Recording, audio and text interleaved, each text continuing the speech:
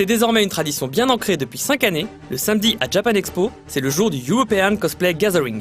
Après un an de sélection à travers l'Europe, ce sont 11 pays qui vont s'affronter sur la scène Ichigo, et pour le public, la bataille commence dès l'accès à la scène. Le CG remplit en effet depuis au moins 3 années l'ensemble des 15 000 places théoriquement disponibles devant la scène Ichigo. Et tant pis pour ceux qui n'ont pas fait la queue suffisamment à l'avance. Est-ce que vous êtes fous aussi? Are you crazy here on this side? En plus d'avoir manqué le spectacle pour la plupart, ils auront manqué la présentation du jury composé cette année encore une fois de cosplayers internationaux.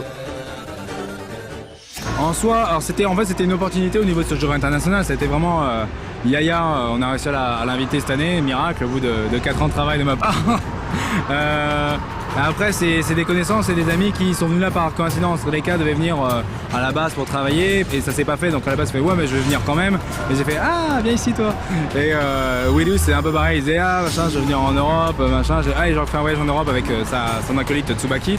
Et voilà, c'était des opportunités, mais en soi je pense que c'est entre guillemets un jury ni meilleur ni moins bon que les autres jurys qu'on a eu avant, parce qu'à chaque fois ça a toujours été en général plus européen. Sauf même la première année on avait des japonais et tout, et des coréens. Ça change au niveau de la sensibilité sûrement, mais en soi tous les jurys ont été internationaux et étaient toujours des jurys très qualifiés. Outre Yayaan et Wiru, dont on a parlé dans notre reportage du vendredi, saluons la présence de Reika, cosplayeuse japonaise très réputée dont on reparlera dans le sujet du dimanche, ainsi que de Cyclone X, ancien participant pour la Belgique en solo, et de Ali, l'une des 2 représentantes pour la France au WCS en 2013. Alors, la salle c'est fait, le jury c'est bon, place au concours. You wanna see some cosplay? Et c'est justement le groupe belge qui a ouvert le bal avec un duo tiré de La Belle au Bois dormant, le classique de Disney. Leur prestation offrant un condensé de l'histoire du film centré sur les personnages de Maléfique, du prince Philippe et de la princesse Aurore.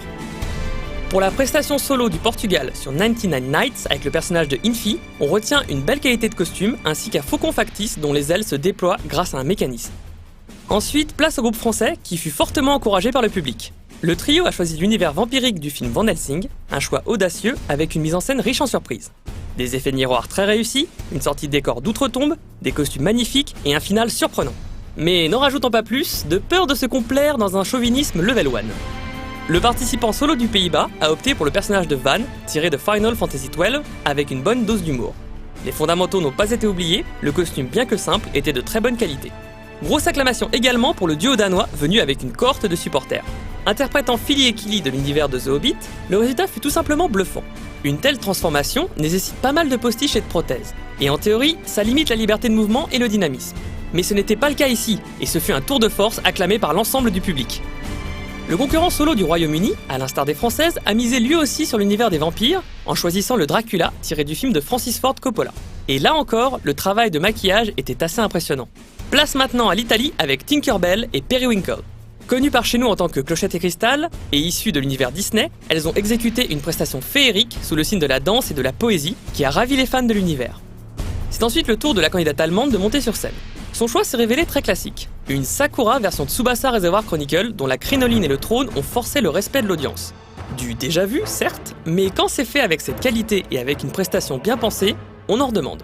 Le duo suisse a opté pour les personnages de Sophita et Alexandra de la série de jeux de combat Soul Calibur. Avec un niveau d'interprétation d'une grande justesse, une utilisation de la profondeur de la scène impeccable et des éléments de décor destructibles, elles ont réussi à créer un ensemble admirable et impressionnant. La Pologne se présente à son tour pour son solo, une canne à air issue de Terra Online. Un gros travail sur le costume et le maquillage dans une mise en scène classique mais qui fonctionnait parfaitement. Enfin, dernier pays à concourir, le Portugal. Il présentait un duo venu de Atlantica Online, avec les personnages de Pocahontas et d'une guerrière Anu. Le travail sur l'armure de cette dernière valait d'ailleurs le coup d'œil. Au bout de 11 passages, c'est donc un nouveau cycle qui s'apprête à débuter.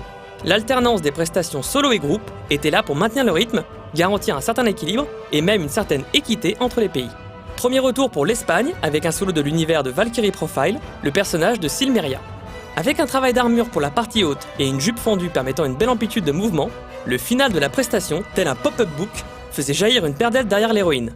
Impressionnant. Les fans de l'univers de Miyazaki auront eu l'occasion de vibrer avec le trio des Pays-Bas.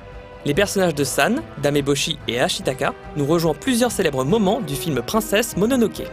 L'attaque du dieu cerf par Dameboshi constituant le moment fort de ce passage sur scène. Univers très prisé des cosplayers, League of Legends est présent aussi pour l'ECG grâce à la candidate belge en solo dans sa version de Tristana. En plus d'un joli travail de body painting, son arme massive constitue un argument de poids pour apprécier sa performance. Pour le Royaume-Uni, le duo a opté pour une Kei Yuki et un Harlock venu du film récemment produit par la Toei. Point fort de leur passage ? Une bonne exploitation de la scène et des costumes et accessoires particulièrement soignés. Après un gag d'entrée très réussi, c'est en Phazon Suit que Samus Aran, l'héroïne de Metroid, a débarqué sur scène pour le solo français. L'armure, aussi bien que les effets mécaniques du décor, offrant un spectacle de qualité à l'assemblée. Côté groupe allemand, c'est sur la série Shunibuyo Demo Koi ga Shitai, et avec encore une fois une prestation très humoristique que les représentantes ont traversé la scène. C'est un oiseau ? C'est un avion ? Non, c'est le solo danois avec le personnage de Ben 10. Rien à voir avec la série américaine. Le personnage de Zone 00 nous a offert une prestation charismatique digne d'un beau numéro de cabaret dans un costume aux ailes très réussi. Et au passage, pour nous, c'est un vrai coup de cœur. La Pologne, pour son duo, a sorti une jolie paire composée de la Reine Rouge et de la Reine Blanche. Les deux protagonistes du film de Burton ont joué une scène du dessin animé, offrant ainsi un mélange bienvenu des deux versions. Encore un classique, mais cette fois pour le solo italien avec cette princesse Zelda de Hyrule Warrior. Avec une mise en scène faisant la part belle aux accessoires et une armure fidèle au matériel de base, c'est un sans faute pour nos voisins directs. Avant-dernier passage sur scène pour le duo espagnol avec Tiger and Bunny et ses protagonistes principaux en tenue de combat. Le mime et le comique ont été au centre de leur prestation, alternant moments à vitesse réelle et en slow motion. Last but not least, Snake Eyes de G.I. Joe représentant le solo suisse. Déjà présent dans une précédente finale de l'ECG, notamment avec une prestation basée sur ses compétences en popping, il nous a offert une nouvelle chorégraphie impeccable et en armure s'il vous plaît. Le concours étant terminé et les candidats devant attendre avant le dénouement, tirons un premier bilan de cette édition côté organisateur. Ça a été un niveau qui était encore très élevé. Cette année, on a ressenti entre guillemets moins de différence entre les différents pays et tous ont ramené ce qu'ils avaient de plus costaud. Non, très très plaisant, vraiment un très bon show. On est plutôt d'accord avec cette analyse. La finale de cette année n'offrant pas un seul grand écart entre différentes performances. Performances qui se sont enchaînées avec une fluidité parfaite, digne d'un show de cette envergure, ce qui mérite d'être souligné. Je pense que l'équipe Epic fait un travail de malade, véritablement. À tel point en fait que à la sortie de scène, quand on a terminé le show, dernière prestation, dernier mot de ma part, on est descendu, les techniciens sont venus de leur propre chef nous féliciter et nous dire franchement les gars, bravo, vous faites un travail de malade, vous êtes mieux que certains professionnels là, de ce week-end qui ont 36 000 assistants et qui ont un peu plus de mal que vous, même beaucoup plus de mal que vous et tout. Donc, non, la finale s'est extrêmement bien passée, l'équipe elle est géniale, les participants ont été compréhensifs malgré certains décors qui étaient compliqués, des jeux de lumière qui pouvaient être compliqués aussi à mettre en place. Donc tout le monde a fait de son mieux et tout le monde a fait des efforts pour que les choses se passent bien. Enfin, il faut souligner que l'ECG est le seul concours qui a l'honneur d'avoir les résultats annoncés sur la scène principale. En catégorie solo, c'est le français Harlequin qui arrive en 3ème place. Il complète un podium dont la seconde place va à l'allemande Fallen Wings et la première au danois Tiny. Et à son sujet, voici une petite anecdote qui rend sa victoire encore plus savoureuse.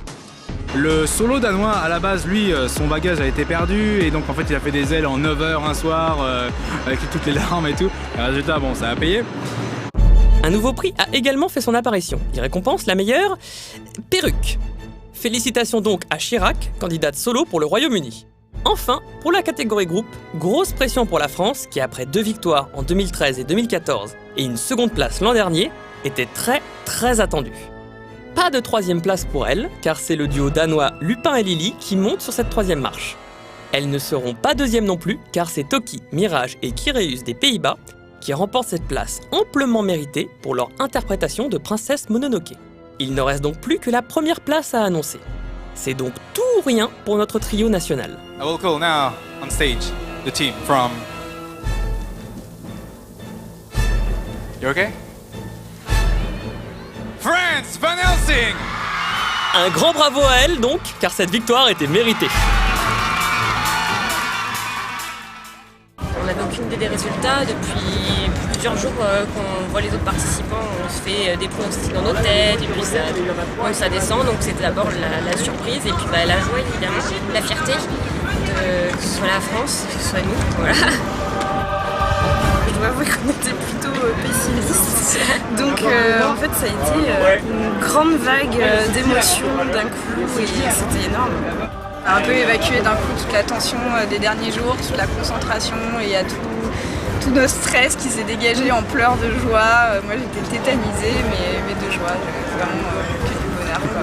La récompense de tout ce boulot, c'était un peu ça quoi. Bravo à vous Nikita, CK et Anchela. C'est sur cette note positive encore une fois que s'achève notre sujet cosplay. Rendez-vous très bientôt pour découvrir ce qu'il s'est passé le dimanche en ce qui concerne le cosplay à Japan Expo.